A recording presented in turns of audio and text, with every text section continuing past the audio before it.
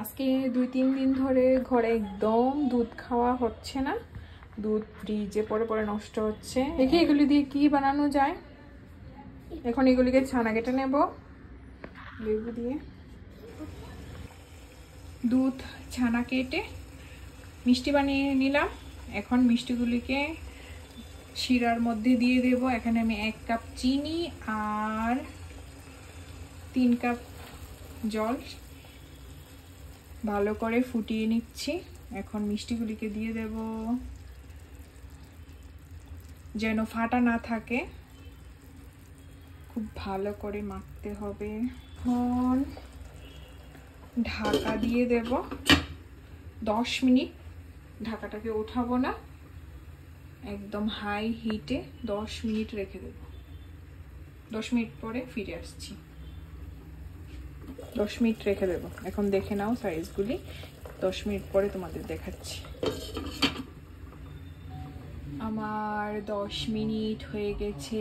এখন ঢাকনিটাকে উঠিয়ে দেখব কি হয়েছে এগুলির।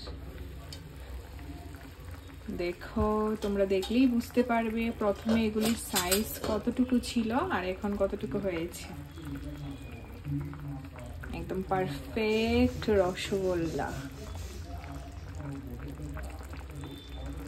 এখন আরো 25 মিনিটের মতন এগুলিকে জাল করব। যদি জলটা কমে যায় তাহলে ফুটন্ত গরম জল দেব।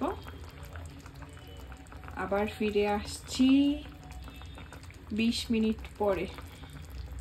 আমার রসগোল্লা রেডি খাওয়ার জন্য। গরম গরম রসগোল্লা। এখন তোমাদেরকে একটা রসগোল্লা আমি কেটে দেখাবো কতটা পারফেক্ট হয়েছে। এখান থেকে একটা রসগোল্লা নিচ্ছি আমি এখন বাটির মধ্যে, কেটে দেখাই।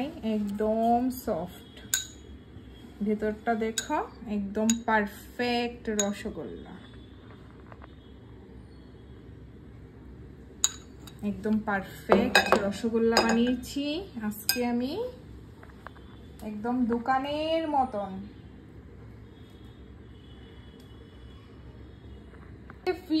দেখতে মনে হচ্ছে এগুলি রসগোল্লাগুলি দোকানের মতন হবে। দোকান থেকে কিনে খেলে যেরকম টেস্ট থাকে এইগুলির মধ্যে সেম টেস্ট পাওয়া যাবে। একদম পারফেক্ট রসগোল্লা হয়েছে। বাই।